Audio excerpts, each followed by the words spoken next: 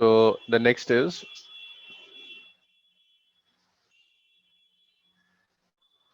velocity of separation and approach.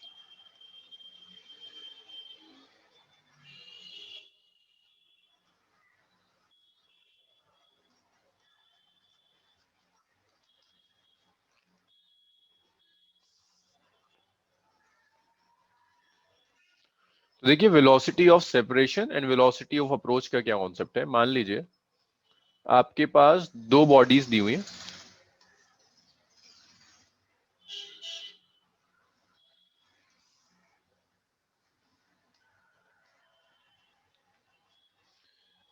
Velocity v1, this angle is θ1, ये आ गया v1 cos θ1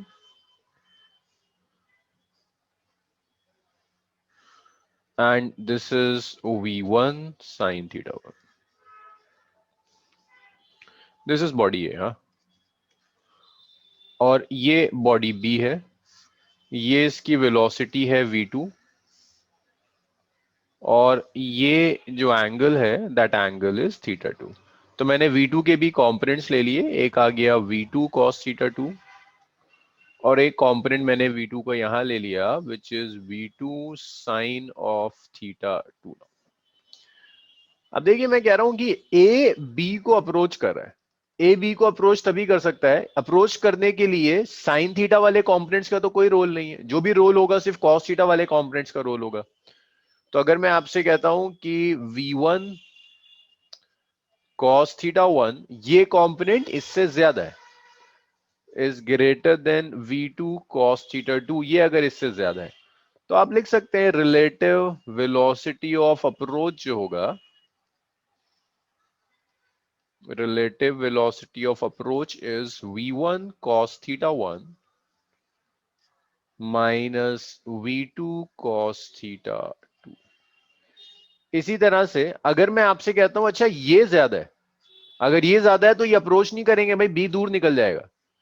अगर मैं आपसे कहता हूं कि v1 cos θ1 is less than v2 cos θ2 तो आप लिखोगे सेपरेट हो जाएगा, रिलेटिव वेलोसिटी ऑफ सेपरेशन आ जाएगा यहां, और यहां रिलेटिव वेलोसिटी ऑफ सेपरेशन होगा v2 cos θ2 minus v1 cos θ1, that is relative velocity of separation. ऐसे निकालते हैं. तो अप्रोच और सेपरेशन के लिए याद रखना दोनों पार्टिकल्स को जो लाइन ज्वाइन कर रही है उसके अलोंग कंपोनेंट ले लो, वो कंपोनेंट डिसाइड करेंगे v1 sin θ1 और v2 sin θ2 का कोई खास रोल नहीं होगा. यहाँ टफ क्वेश्चंस होंगे, अब ये टॉपिक का थोड़ा सा टफ पड़ता है.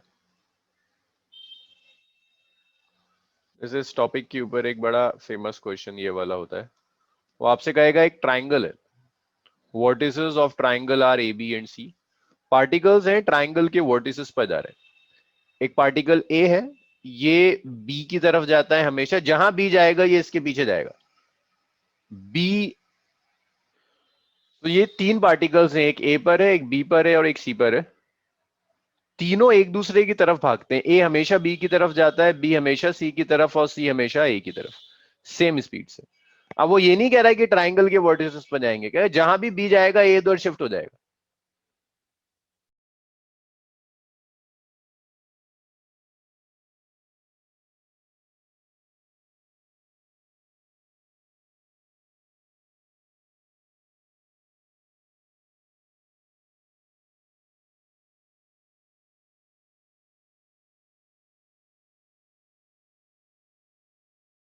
कब जाके मिलेंगे?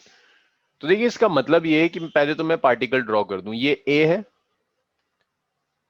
अलग अलग कलर से लेते हैं, ये बी है, ये पार्टिकल बी है और ये पार्टिकल सी है, ये तीन पार्टिकल्स हैं.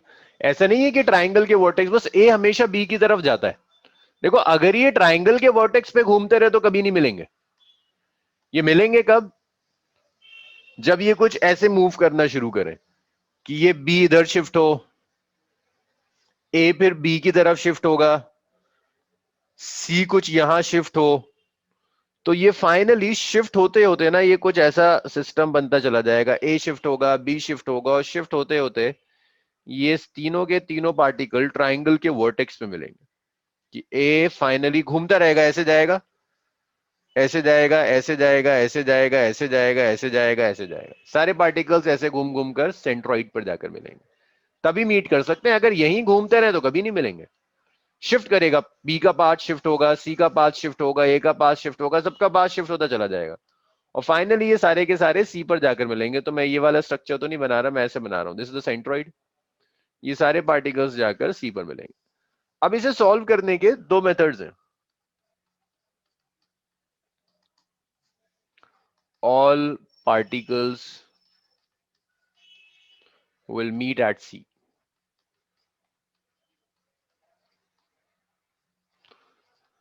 हर पार्टिकल जाकर सी पॉइंट पर मिलेगा। ये सी पॉइंट है, सारे पार्टिकल्स जाकर सबके सब सी पॉइंट पर मिल रहे होंगे, यहां जाकर मिलेंगे। अब आप एक काम कीजिए, ए जो है ये ए की वेलोसिटी थी, सी पर तो ए तभी पहुंचेगा,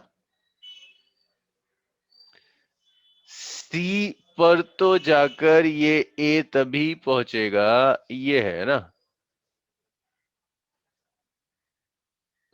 जब ए की वेलोसिटी का कोई कंपोनेंट इस डायरेक्शन में होगा। ये पूरा इक्विलेटरल ट्राइंगल है 60, तो ये हाफ कितना हो जाएगा 30। v इधर है तो v का कंपोनेंट कितना आ गया, v cos 30। So this is centroid। So component of velocity of A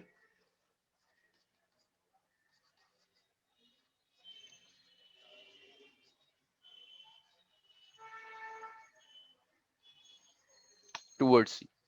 So A की velocity का C की तरफ जो component होगा, that component is V cos 30। Distance between A and C चाहिए आपको।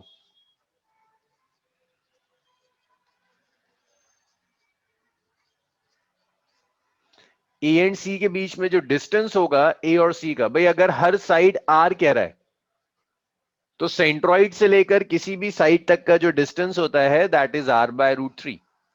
अगर हर साइड को उसने R कह दिया तो जो डिस्टेंस होगा that distance is R/√3। V cos 30 को लिख सकते हो V√3/2। भाई टाइम चाहिए, तुम्हें पता है ए से लेकर सी तक का distance divided by component of velocity along AC। Distance कितना है, R/√3 है। कॉम्पोनेंट ऑफ वेलोसिटी कितना है, V√3/2। 2 ऊपर चला जाएगा, ये आ गया 2R/3V।